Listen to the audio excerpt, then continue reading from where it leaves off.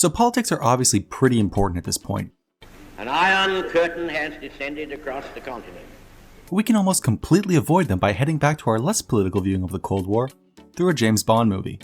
Well, that's enough of that. But what makes you think that M, the head of British intelligence, will oblige you by falling in with your plan? For the simple reason that this is so obviously a trap. My reading of the British mentality is that they always treat a trap as a challenge. And, just as Kronstein planned, the British do know that it's a trap. No, it's some sort of trap. Well, obviously it's a trap.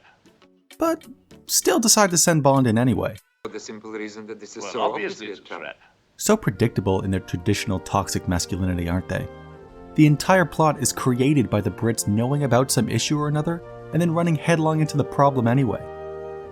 Surprisingly then, this film can be an analogy for British history as a whole. Who says we aren't learning here? Now you can just tell from his smug look that the protagonist of our action movie loves the idea of a woman willing to betray all that she has ever known because she saw his picture in a file one time. The whole thing's so fantastic, it just could be true. Just look at the smugness. It's overwhelming. At least they decided to outfit him with some actual gadgets for this one. Must be a worthwhile mission this time. The last one only had him chasing down rockets and he had to use his own hair.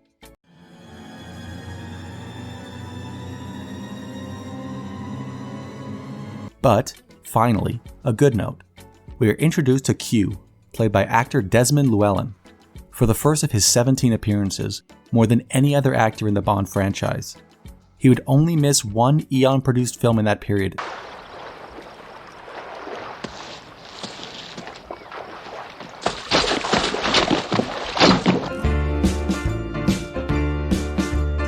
Until his death in 1999. Always have an escape plan.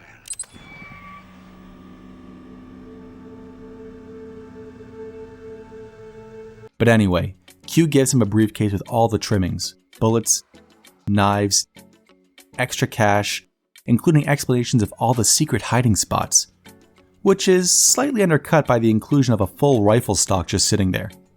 It seems to me that this is just about as sure a giveaway as anything, so all the hiding spots seem kind of pointless. Like, if some unsuspecting border guard checks his bag, it doesn't matter how well you hid the knives if there's an entire sniper rifle in there.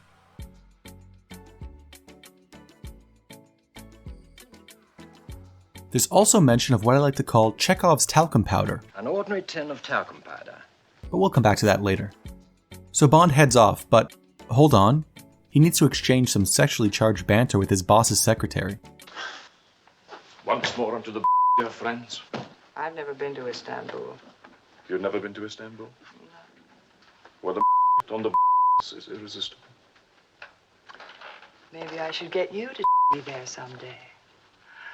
I've tried everything else. Darling Moneypenny, you know I never even look at another woman. Oh, really, Jay? Let me tell you the secret of the world. Wow, I didn't even have to edit that last part. Perfectly acceptable 1960s behavior. It truly was a simpler time. Oh, and there's the title. Great. We got there. Okay, now he's finally off, and at this point the movie has already taken us to more locations than the previous one. And the place he goes to first is actually pretty interesting, historically speaking. So maybe not that interesting at all now that I think about it, but it is Istanbul in Turkey. Starting in 1946, there was a standoff between Turkey and the Soviet Union, who wanted free use of Turkish-controlled waters, which Turkey refused. This situation, called the Turkish Straits Crisis, is believed to be a major factor in the establishment of the Truman Doctrine, which we remember was an effort to contain the spread of communism, and actually eventually led to Turkey gaining membership in NATO. I don't know if this moment was part of the decision to include Istanbul in the movie, but the relationship is already there. Oh, what's that I hear? It must be the connections I'm making coming to a boil.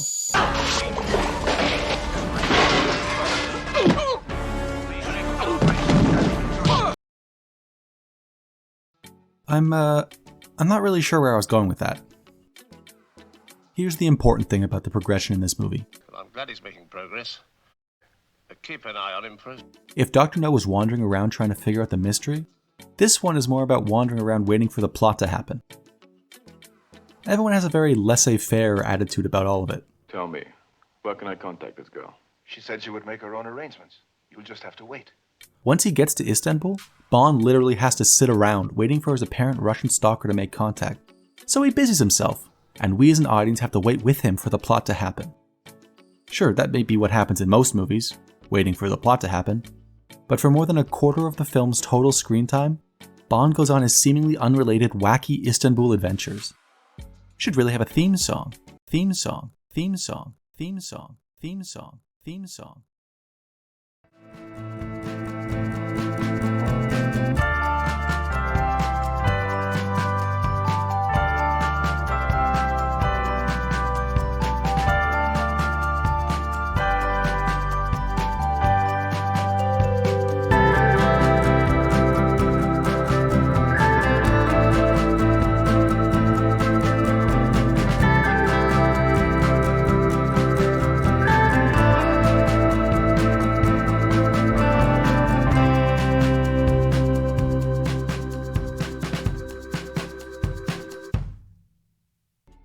He makes friends, does some light spying, does some heavy drinking, sees the sights, helps his friends settle a rivalry by killing someone, and fights in an all-out battle between Soviet and British proxies. What's a proxy, you may or may not have asked? Well, I had the answer to the question you may or may not have asked, and thankfully too, since there isn't much going on plot-wise. Proxies are basically stand-ins. In the case of the Cold War, proxies took the place of the main powers in most of the actual fighting, basically being supported by them financially and militarily, standing in for their overall ideals. What we need now is a new stand-in. will inspire panic in the Commies. A puppet. A proxy. A pawn. Sure. Some jerk we can really push around. Like I mentioned before, even though the superpowers never directly faced off across a battlefield, that didn't mean there weren't actual wars going on. For communism. Here we have a legit, albeit fictionalized example. The Gypsies, hired by Bond's friend and the head of British intelligence in Istanbul, Ali Kerim Bey, have begun a ferocious and ongoing fight with the Bulgars, hired by the Soviets to do their dirty work. The hiring of locals to work in the interest of larger global forces at play is not in itself surprising. But what is surprising is the degree to which these locals could internalize the struggle they took on at the behest of somebody else.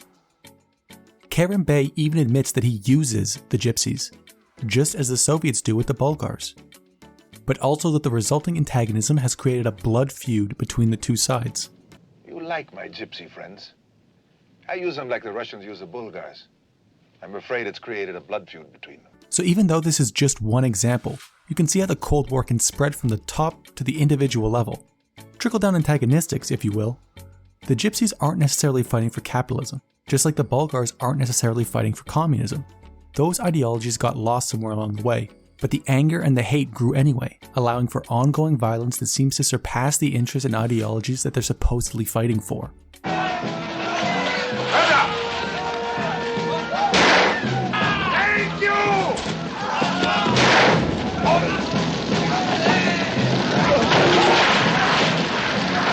After all the conflicts that took place during the Cold War, I don't think it's insane to consider that anger and rising tensions could trickle down from the international to the individual level. Kind of like neighbor against neighbor if I bring that amazing and timeless metaphor back. And even though we consider most of these wars to have ended at such and such a date or such and such a time, the fallout can last for much longer. I'm talking about generations here.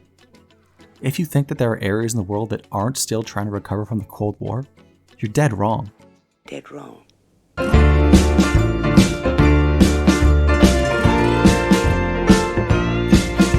A small aside, there are also less violent forms of these proxy wars, more of a cultural war, where the two sides try to show their dominance in different areas besides the battlefield. While not a war in terms of violence per se, the energy and money that were thrown at them is not entirely different. Look at the space race, as I will in a future video, or even the Olympics. Winning the most medals in sports translated into proving the worth of everything that your country stood for. And there were times when one side and their friends boycotted the games entirely in order to snub their nose at the other, like in the 1980 Moscow Olympics and the 1984 Los Angeles Olympics. those efforts turned, if I look at the Olympics website, something that was meant to create a way of life based on the joy of effort, the educational value of good example, social responsibility, and respect for universal fundamental ethical principles, into more of a political statement of suck it from one country to another. So there you go. The Olympics aren't just a way to bankrupt your country. Looking at you, Greece. They can also be a playground for the most powerful countries to play their sport of choice. Politics. Oh, I just brought history into the movie portion, didn't I? Not a great look, but don't worry. Nothing really plot relevant has happened in the interim. And so we're still waiting. Does this movie think I can just sit here and watch Bond run around on his own separate adventures? Well, they're right, I can. I don't really have very much going on right now. This is another aspect of Bond movies that will change over time. There's a lot less just waiting around for things to happen in the later movies, and Bond will take a much more hands-on, proactive approach to getting what we all came here to see, the final sexual pun in the end credits. My God, what's Bond doing? I think he's attempting re-entry, sir. I thought Christmas only comes once a year.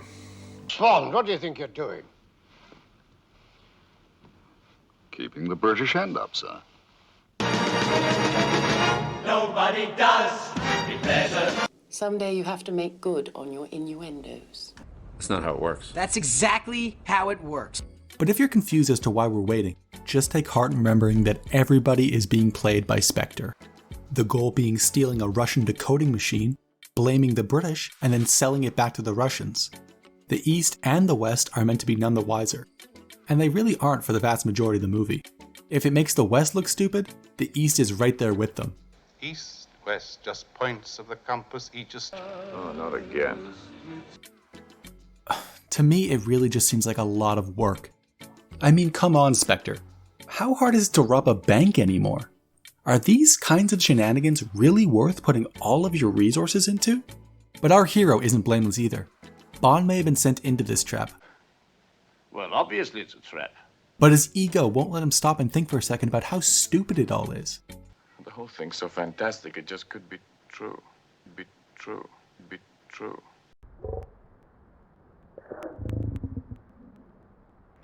So when Tatiana finally decides that the plot should move forward and shows up to seduce him, he just goes along with it because of course he does. But I think my mouth is too big.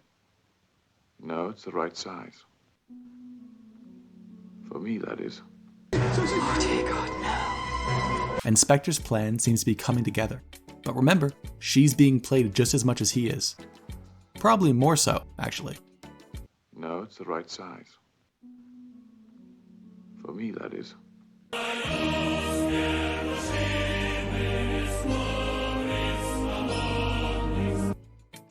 Anyway, he gets her to confirm the lector for his bosses before revealing some titillating information himself about M. Dushka, tell me the truth. Am I as exciting as all those Western girls? Oh, once when I was with Em in Tokyo, we had an interesting experience. Thank you, Miss Moneypenny. That's all, that's all. It's kind of weird though. In the last movie, Bond was basically M's special little soldier, obeying without question like he was trying to impress his father. Take off your jacket.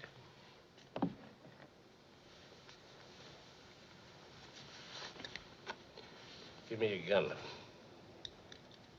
But apparently now they're bosom buddies that troll for ladies when they jet off to foreign lands together. There's always the chance Bond was just making it up as a way to mess with them, but that sort of cheekiness doesn't really fit into the dynamic we've seen so far, albeit based on a sample size of one movie. Although his comical insolence will become more of a fixture as time goes on. Do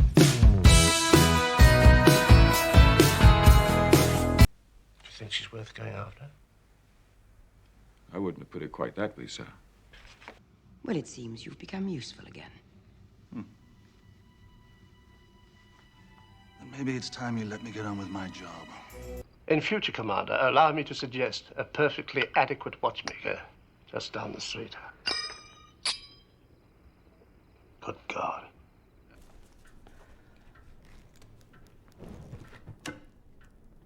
You've got a bloody cheek. But anyway, Bond and Ali Kerim Bey discuss how to get the Lecter out of the Russian consulate, which Kerim Bey can actually visit through Istanbul's winding underground cisterns. Karen Bay is actually a pretty cool character. I no longer please you. Be still. Not least because he sees through Bond immediately, basically calling him a dummy and a horn dog for letting this Russian agent obviously string him along. My dear James, you're not using this. It all sounds too easy to me. We don't even know if she's telling the truth. Well, I intend to find out. Where? In the hotel? No, she won't go there again. Says it's too dangerous. The old game. Give a wolf a taste, then keep him hungry. My friend, she's got you dangling. He's such a savvy and likable character, there's really no chance that he survives until the end. And it also seems like Karen Bay may have gotten through to Bond, at least in some way, because he makes an intelligent and well thought out decision, unheard of I know, to mislead Tatiana, telling her that the heist is the day after it actually is. The 13th? The 14th. That means that if the whole thing was a trap, the Russians wouldn't be expecting him on the day he's actually going to steal the Lecter. On the surface, I grant you, this seems really smart, but based on my nitpicking nature that makes me a real hit at parties, I can see a few problems with that idea. So let's take a look at them, because why not?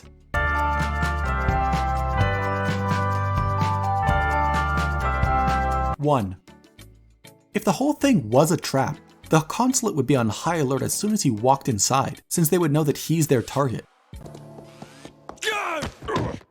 Nice work! Poorly paid consulate guard. You think they don't watch people coming in and out asking for visas? What are you thinking? 2. Bond asked for the time from the guy on multiple occasions. Your clock, is it correct? Always. Of course. Excuse me. You did say your clock was correct. Russian clocks are always correct. Obviously, asking for the time isn't in itself crazy, but asking more than once at the second before there's a massive explosion inside of a building is kind of a dead giveaway, and definitely worth remembering.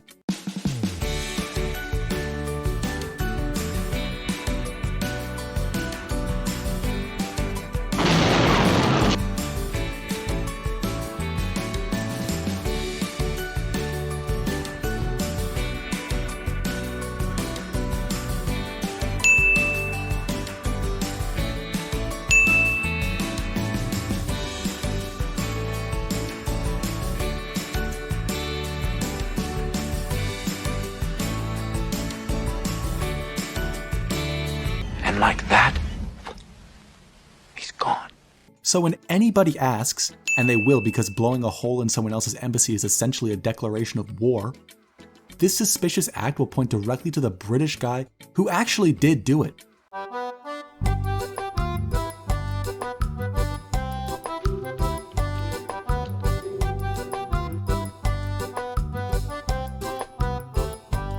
Three.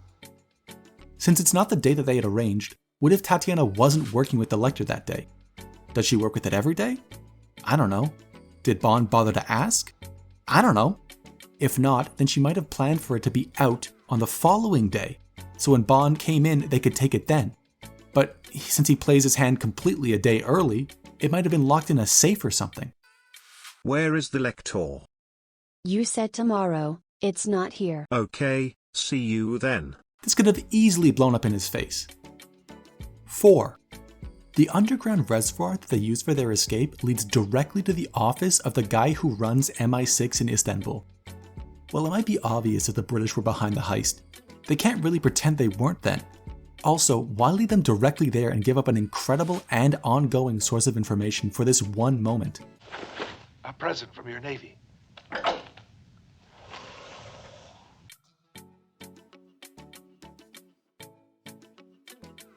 Doesn't the existence of this tunnel also mean that stealing the Lecter was possible all along? So they didn't actually need Bond there at all? They could have just blown a hole in the floor, walked up and grabbed it themselves?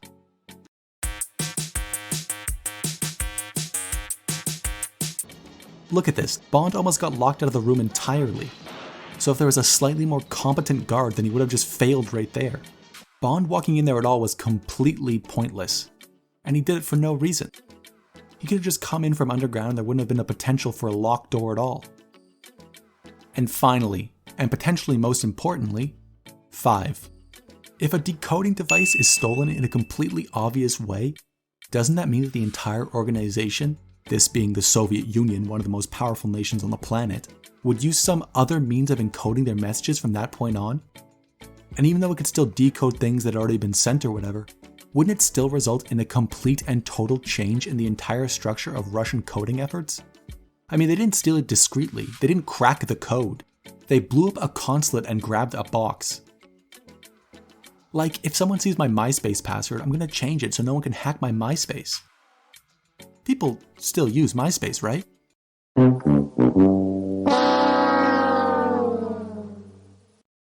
But really though, they would stop using a code that the lector could decode and probably change up their codes so decoding older messages would no longer be useful. That's what I would do, and I'm barely competent enough to run a lemonade stand, let alone the spy network for an entire country. Yeah, that's one fine looking coding system. Why doesn't mine look like that? Ah! Wouldn't they also be more overtly aggressive to the guys that stole all their stuff in the first place? Especially because, for all the reasons I just laid out, the Russians would know that the British were behind it all. So even though it looks like Bond made a smart decision by keeping Tatiana in the dark, it turned out that the fallout from the rest of his choices is as bad as ever. Phew, I was worried there for a second. The film's director Terrence Young once said something along the lines of, "Hey, there might be plot holes, but you'll enjoy the ride so much you won't think about it until the drive home." But in like a more dapper British voice that I'm not even going to try. He was specifically talking about Dr. No, but I think it extends to here too. Easily. In the end though, they escape, so all my amazing talking points were for nothing. And then they just leave Istanbul. So, out of sight, out of mind, I guess.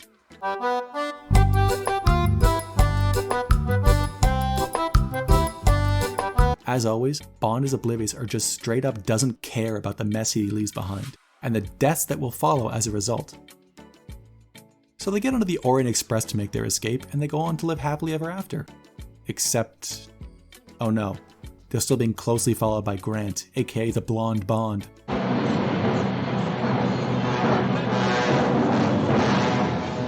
I haven't touched on it too much, but his mission, which we were already told was to pit both sides against each other, steal the decoding machine, and take revenge on Bond, has kept him close to his prey for the entire movie. Almost intimately close. Grant has intervened multiple times to keep the mission going, despite Bond's efforts to screw it all up. And it's not even a bit shocking to us, since we as an audience have been watching this guy follow Bond throughout the entire movie, making his job easier and saving his life at every turn. Here's a little montage.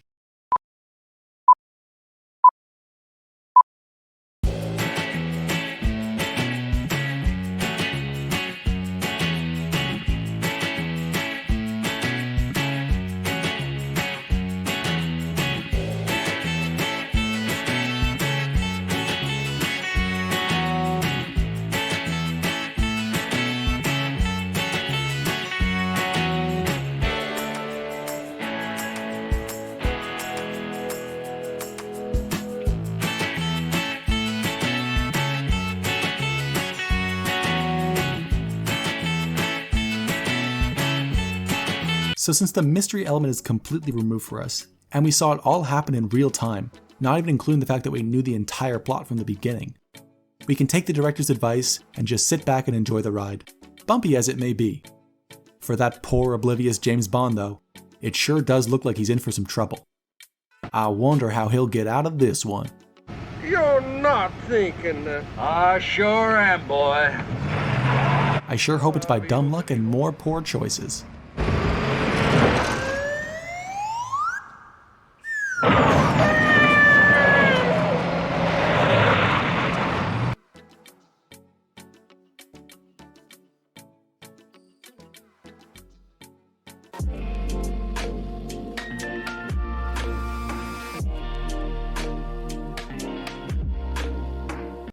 So we can kind of see from Bond's travels that the Cold War has a pretty far reach, and that its presence is felt in different areas in different ways. You're in the Balkans now, Mr. Bond. The game with the Russians is played a little differently here. The day-to-day routine matters, we don't make it too difficult to keep a tab on each other. But if we consider history as a series of conflicts, one after another, then the end of the Second World War really brought the ongoing ideological tensions of the world's most powerful nations into people's minds, even if we know now that its origins go much further back. There are a lot of people that wouldn't agree that history is necessarily a series of conflicts, but it does work in this case. So we needed a new war, and look what we have here, a way to split the global landscape. We might as well call it the Cold War. Soviet military strength and perseverance, as well as its sacrifices in terms of human lives during World War II, allowed many people to consider communism in a new light. Millions upon millions of military and civilian deaths can do that. I originally wrote casualties in my script, but they were hard and brutal deaths, no two ways about it. Since societal elites were thought of as having started the war, anti-capitalist movements had more room to grow than ever before.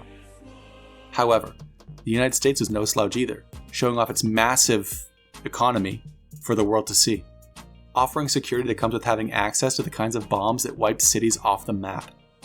And worries about that US-backed strength did force communist movements around Europe not to try to take power by instigating the kind of class-based warfare that they were known for, because if they pushed their hand too soon, it could still get slapped down.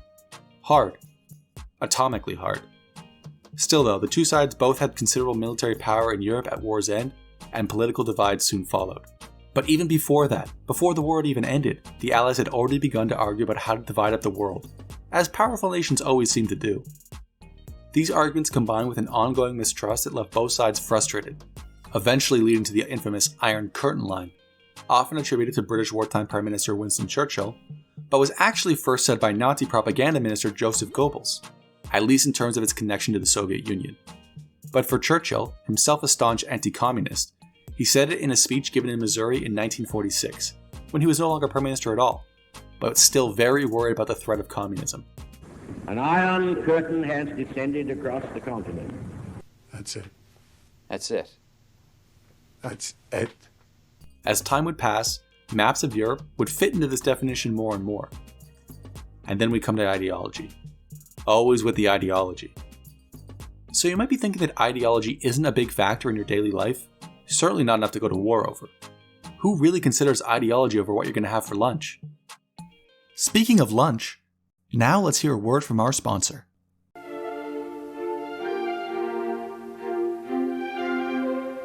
What else is so rare, so naturally brilliant, so exquisitely pure, that it can capture the light of your love? This year, give her the weenies that will take her breath away. It's as simple as that. Well, ideology probably affects your actions more than you realize. For the countries involved, the opposing ideology also stood in the way of taking what they felt was their rightful place at the head of the New World Order. Remember that international purpose I mentioned way back in part 1? They did share in the desire to effect change on an international level, and both grew in their capacities to do so. As a result, the world was being split and everyone had to choose a side, or have a side chosen for them.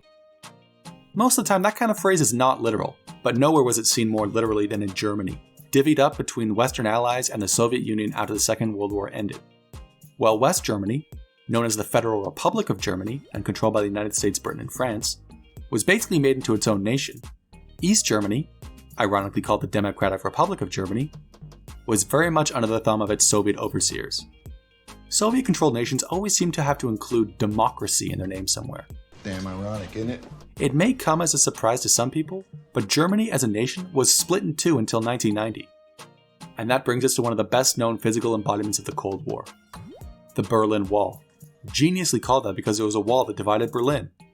And even though Berlin was in East Germany, the capital city itself was sub-split between the capitalist powers and the Soviet Union, with the wall being built in 1961 by East Germany in an effort to stop people from leaving all the time, and was officially called the Anti-Fascist Protection Rampart. Not the catchiest name. The wall really brought Churchill's Iron Curtain line to light, despite not being made entirely out of iron and being a wall instead of a curtain, but it continued to do so until its destruction in 1989.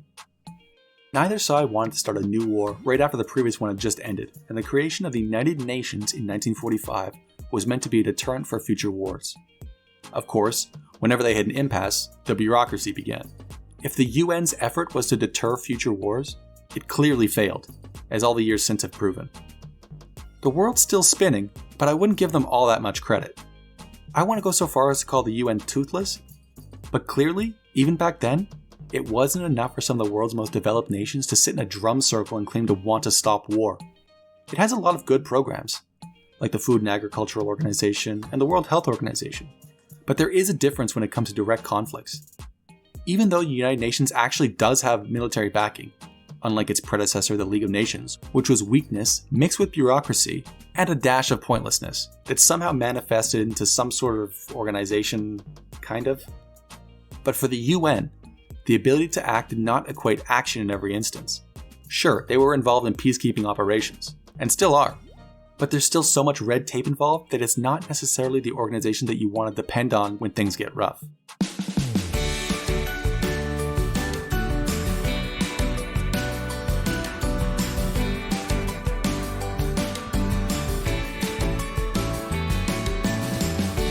And so the superpowers needed their own, more potentially devastating, alternatives during that time.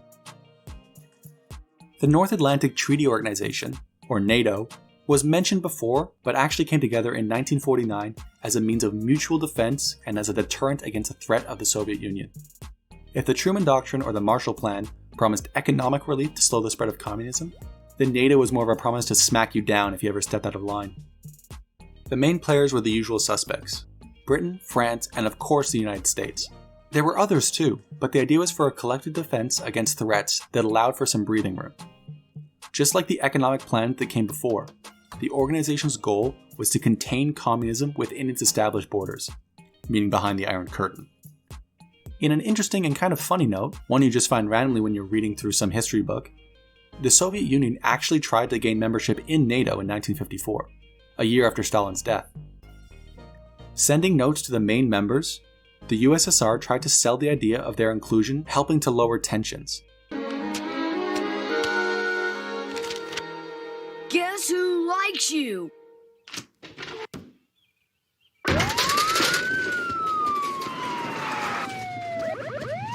NATO members saw it as a propaganda move more than anything, and were worried about the ideology that NATO was basically created to fight against joining their club. So the membership was, surprisingly, not approved.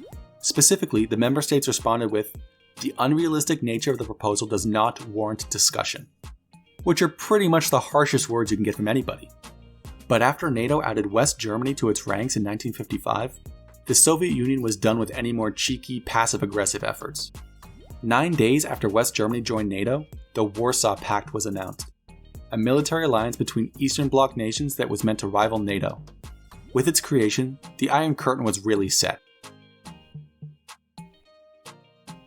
Unlike NATO during the Cold War, the Warsaw Pact did eventually lead to some military action, specifically in 1968 Czechoslovakia during the Prague Spring, which were basically attempts to allow the country to be more liberal and less authoritarian. Those attempts were soon put to bed for basically the rest of the Cold War by the full force of the Red Army. Both NATO and the Warsaw Pact were not perfect in their administration, but the main idea was placing these organizations in opposition, making any acts of aggression into potential global catastrophes. So even if they didn't want another global war, they weren't backing down from one. Mutually assured destruction. You gotta love it. But all of that stuff aside, and by all that stuff I mean the basis covering of thousands of books and decades of global history, I want to move away from just naming organizations and when they were founded.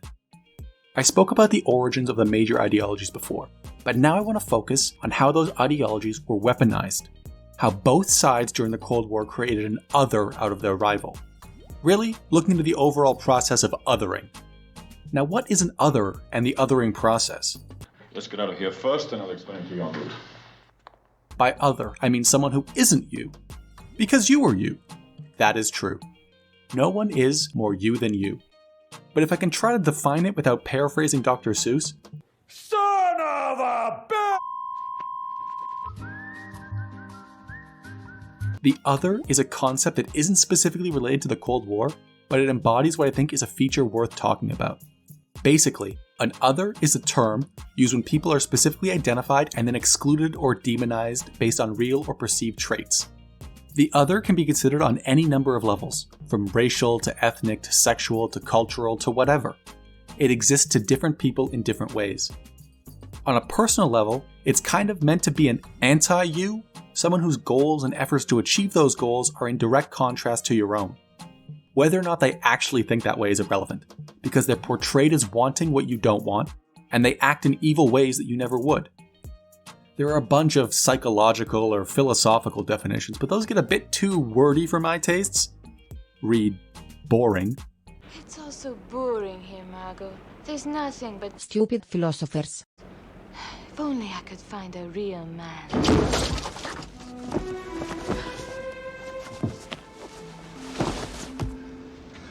I need to use your phone. And othering, in the way that I understand it, puts people in groups and pits them against one another. And in the case of the Cold War, giving a face to your ideological enemy. If you consider the populations of the Soviet Union and the United States during that time, as I want to do, casually avoiding all the difficulties associated with using entire populations like that, we can see othering take place. A person was then reduced to being an ideological stand-in rather than an individual with their own beliefs. See, if I say it like that, then othering doesn't really make much sense, since we know that societies are full of people who are far from identical in what they think. But over time, the creation of an other can work to bring everyone who isn't an other together, creating an us versus them mentality.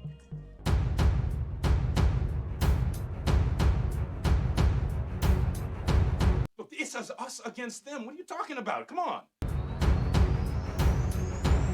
Of course it can be xenophobic, but othering isn't just one thing. That created and developed hatred can be used to justify actions that would never normally be considered at all, and against individuals or entire populations, just because they supposedly, keyword, stand for things that you don't stand for.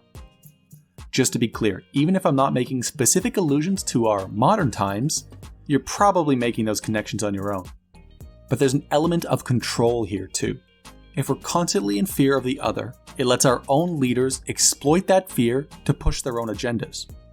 We are told that the other behaves or thinks in a very specific way that goes against our beliefs, reducing the other to being against everything that you stand for.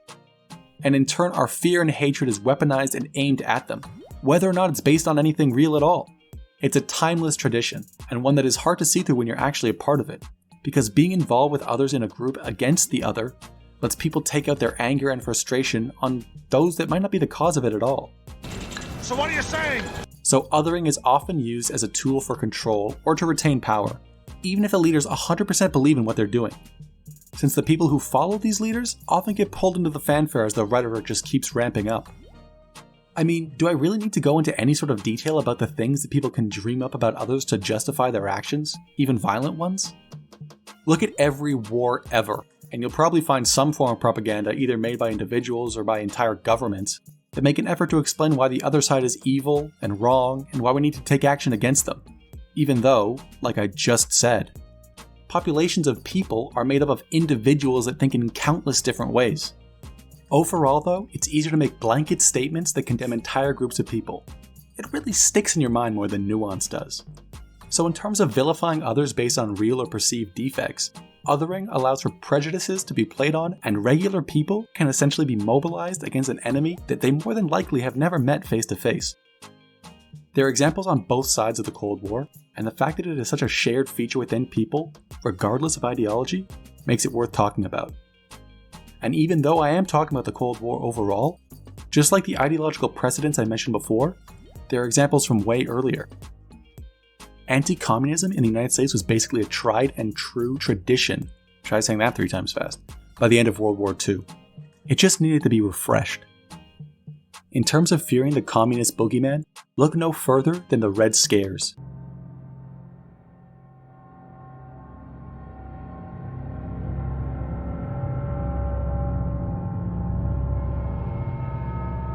The first Red Scare was what they call the first American introduction to the Soviet Union and really communism on a wide scale, heightened by a rising nationalism in the US itself. And the United States did actually invade Russia, but this was way before the Cold War, actually at the tail end of the First World War, way back in 1918. The Allies, including the US, Britain, France, Japan, Italy, Czechoslovakia, and others, were very worried about these Bolsheviks and their attempts to establish the Soviet Union. As a result of this Russian Civil War that really grew to be more than just Russians fighting amongst themselves, fears grew about possible insurrection in the US, leading to its government using violence and even illegal methods to try and suppress what they considered to be legitimate far-left threats, including anarchism and communism. It was a crazy time, with actual anarchist bombings, arrests by the hundreds, and worries about attempts to overthrow the government. Eventually, it did die down based on the lack of a tangible attempt by an emerging Soviet Union to take down the US, and probably helped along by a general war weariness within the American population. But even though the hysteria died down, it didn't mean that the fear was completely gone. These sort of practices would become common during the Cold War, and they were already being set in place. And that's why I say they are lying, dirty, shrewd, godless, murderous, determined. So now we jump forward a few years. And because the discerning viewer probably raised an eyebrow when I called it the first Red Scare, there was a Cold War sequel, brilliantly called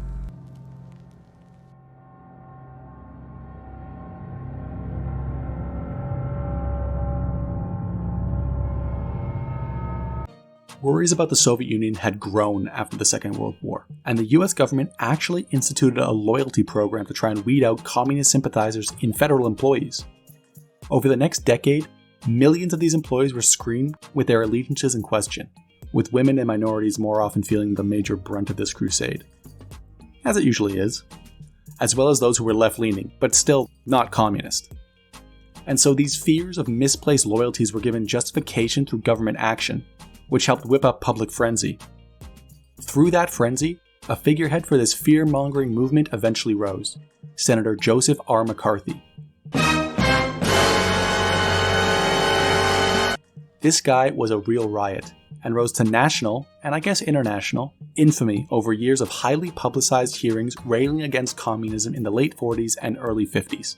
Specifically, communism in the highest reaches of the US political, military, and even entertainment industries. I intend to go into those states and give the American people the cold, documented picture of the sellout in Korea, the extent to which communism has been directing our foreign policy.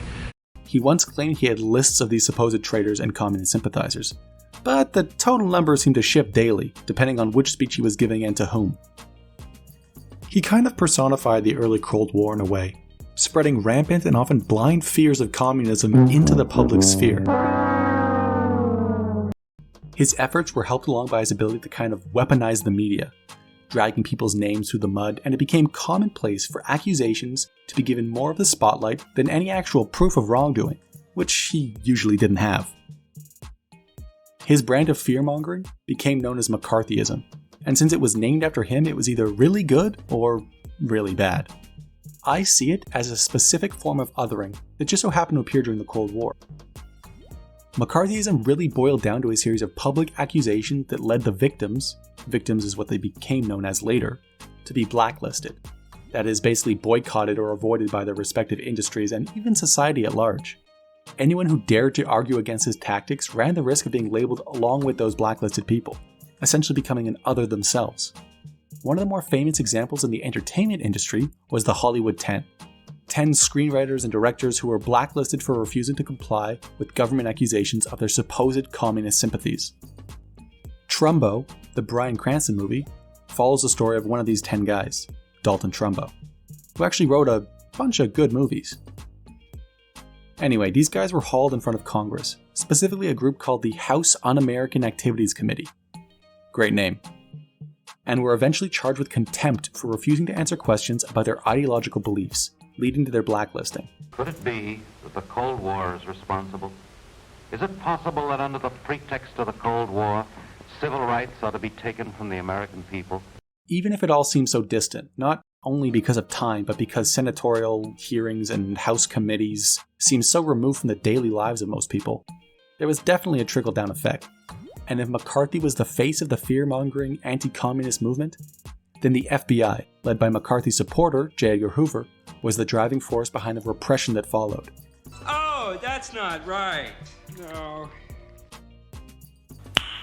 Nice. Obviously, the kind of surveillance and outright illegal tactics that the FBI instigated, including sending out anonymous letters accusing regular citizens of subversion, didn't only target actual threats, but what they considered as potential threats, and that could be a pretty long list.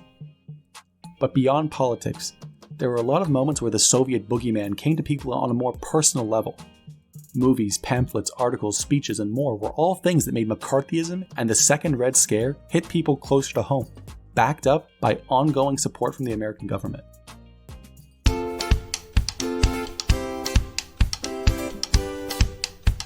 Even presidents didn't want to get on McCarthy's bad side, pulling political punches based on the kind of anger McCarthy could stir up in people, which could have resulted in a loss of voters.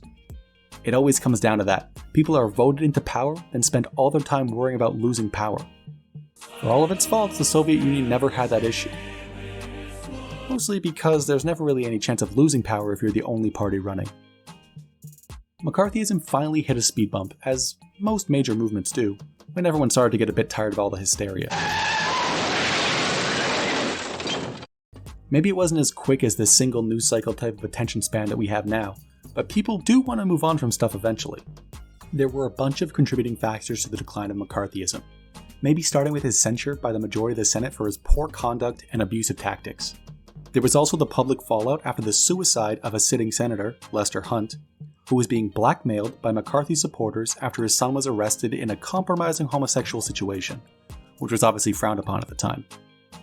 Beyond that, these constant accusations became a bit much when he tried it on famed reporter Edward Murrow, who made a strong and widely viewed public condemnation of the senator on a 1954 episode of his show, See It Now.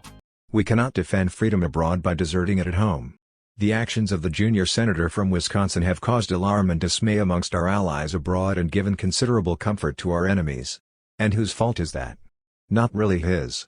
He didn't create this situation of fear, he merely exploited it, and rather successfully. Cassius was right. The fault, dear Brutus, is not in our stars, but in ourselves. Good night, and good luck. Powerful stuff. McCarthy had the weak response of trying to tie Murrow to some communist organization or another, but at that point, it really just seemed like he was grasping at straws. Guess he didn't like the shoe being on the other foot, the public accusation and all, although it was different in this case since he was very guilty of fear-mongering and stirring up a public frenzy. McCarthy also made the mistake of attempting to attack the American army, like he did other areas of American life. Probably a miscalculation to attack the US military. Look, you've done enough. Have you no sense of decency, sir? At long last, have you left no sense of decency? Overall, it seemed that everyone was just tired of the hype train, and the decline started. Look at The Crucible, a 1953 play by Arthur Miller. The Crucible. Even though it was supposedly about the Salem witch trials, it was really a direct protest against McCarthyism othering. It now stands as one of the most famous criticisms of the McCarthy period. But hey, all good things come to an end. McCarthy died in 1957 from hepatitis, as helped along by his heavy drinking. Heavy drinking? Sound like someone we know? Not a fair comparison, really. Fleming wasn't nearly as much of a bastard as McCarthy was. Not great or terrible. Still though, kind of an inglorious end overall. In the following years, Supreme Court decisions helped to stop the American government from steamrolling its citizens in the kind of kangaroo court hearings that McCarthy was known for, holding people accountable for their actions and words, and bringing many that were blacklisted back into the loving arms of American society. But we can't overlook how the Second Red Scare really made people turn on each other, playing on fears of the communist other, and allowed people, even leaders in American politics, to act in ways that stood against what they claimed to believe in the first place. One of the biggest problems with all this McCarthyism hate was that, on some level, Joe McCarthy was right. I think we can all agree he may have gone too far in some places, and definitely many innocent people were victims of McCarthyism brand othering. But that doesn't change the fact that there were Soviet agents embedded in the US who were actively trying to undermine the American government and steal information to benefit the USSR. And at the same time, there were US and other Western nation spies in the Soviet Union trying to do the exact same thing.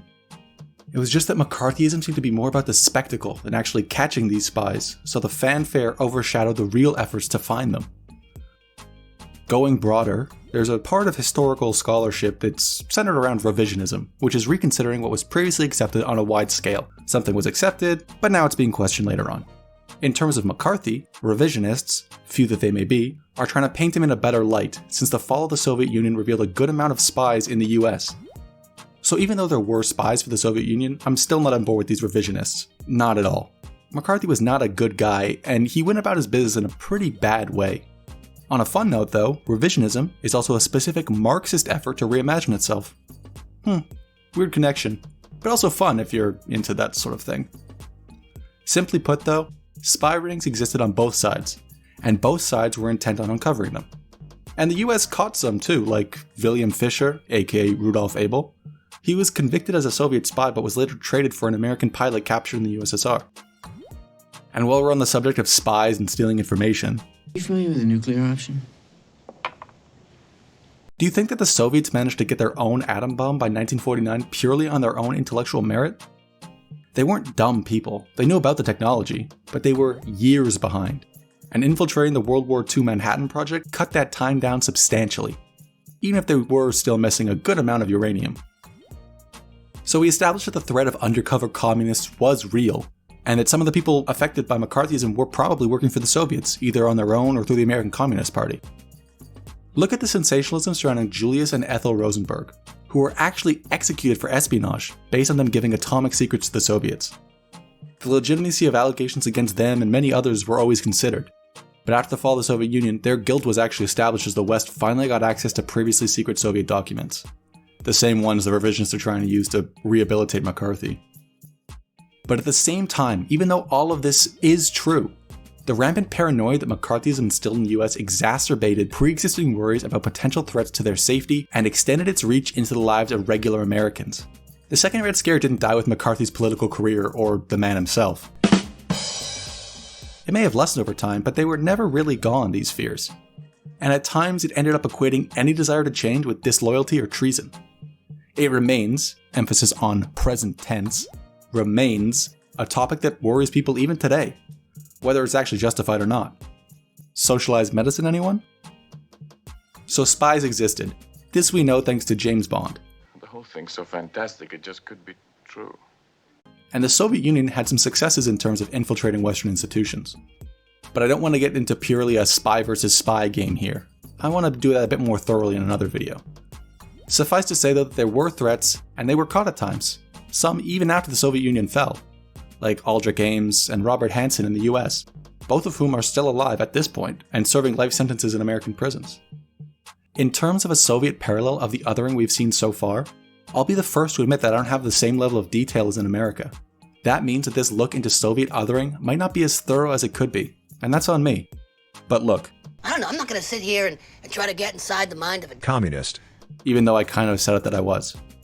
It really comes down to a lack of sources that didn't scream complete and total American bias for me. In short, the Soviets were pretty good at keeping a lot of their dirty deeds on the hush-hush, but when they did go public, they sure went big. And there wasn't, as there was in the US, a central figurehead like McCarthy to hold it all together. Except of course there was. A little guy you might have heard of who's also named Joseph. What is it with Josephs? But this guy was Joseph Stalin, not his original name. For years, fears about the capitalist other were kept around really because of him. I'm not one of those people who only blame Stalin. That really just frees up a lot of people who were involved in the process of, Soviet purges and throwing people in camps way too much. But at the same time, he was the figure in Soviet politics for years. And the Soviets did have hearings of their own, except the results were a bit more certain than in the United States. Certain meaning, look no further than the concept of the show trial. Not necessarily a Soviet concept, but they sure did love them.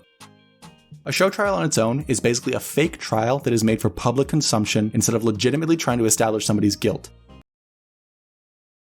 Overall, it stokes the fires of fear in society. Sound familiar, McCarthyism? In a show trial, everything is set up ahead of time to make the defendant look as guilty as possible to as wide an audience as possible.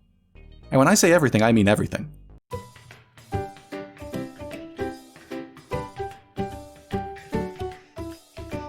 The accused, who has already been persuaded to plead guilty in the back room of some prison where they were held captive, tortured, and had the lives of their families and friends threatened,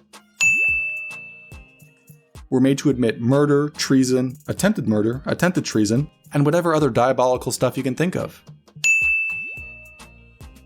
And it's not like it's too much of a secret. Everyone's in on it, since show trials aren't about actually establishing any sort of guilt or innocence. It's about the spectacle. Since everyone involved knew how it was going to end anyway. Once again, the Soviet Union in the 1930s has plenty of examples of these, and listen to these names. The case of the Trotskyite Zinoviev Terrorist Center, 1936. The case of the Anti-Soviet Trotskyist Center, 1937. And the case of the Anti-Soviet Bloc of Rights and Trotskyites, 1938. See a theme here? And they sure do love overcomplicating the names for absolutely no reason. Basically though, show trials were all based around playing on and riling up fears within the general population, as well as a way for Stalin to get rid of potential threats to his complete and total control of the Soviet Union. And along with all their other supposed crimes throughout these trials, there was one idea that kept coming back, trial after exhausting trial, that the defendants wanted to bring capitalism to the Soviet Union.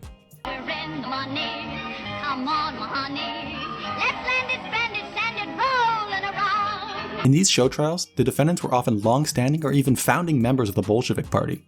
The old Bolsheviks, as it were. But now they were suddenly part of widespread conspiracies that apparently wanted to overthrow all they had worked for in order to be able to buy Coca-Cola.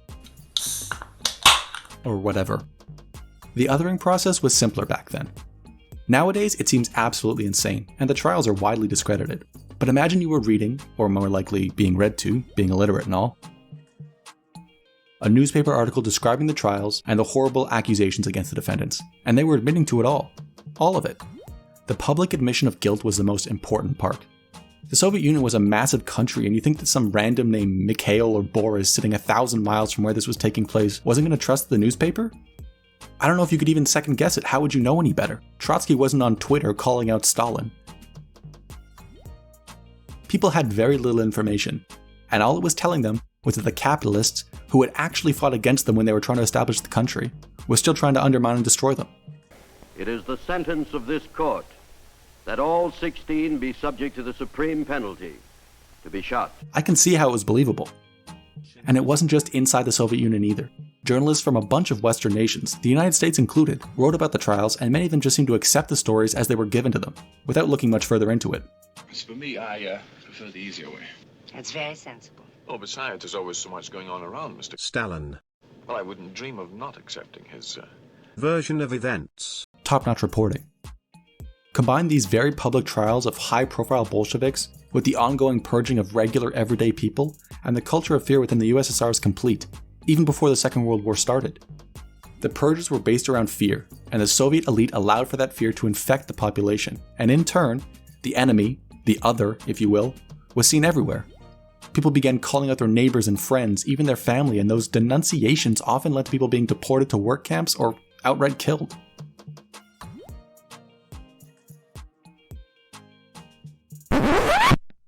Nice known photograph. And I really don't mean to be too flippant about it, because this actually took place and affected millions of people.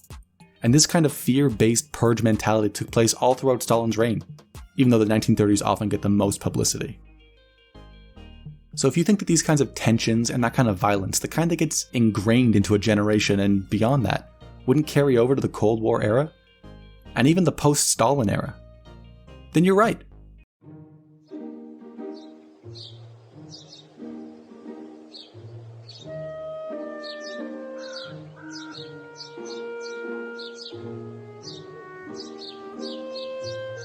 Except again, of course it didn't, because we live in reality.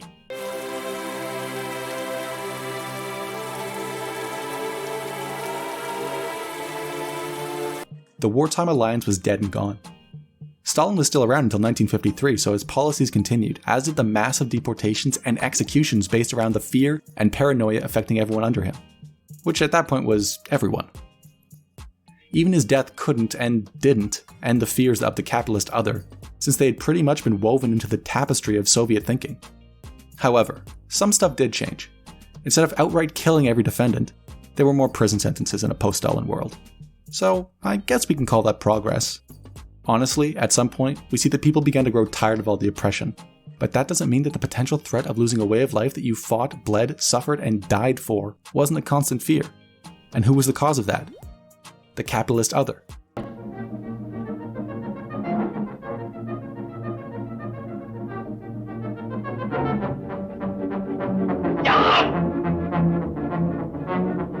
Things that were considered to symbolize the West became a target also, like clothes or even hairstyles. So when a dark van pulls up next to you, but they forcefully cut your hair into a more classically boring and drab Soviet style instead of just shooting you, it's a change of pace from the past, but it still isn't fun.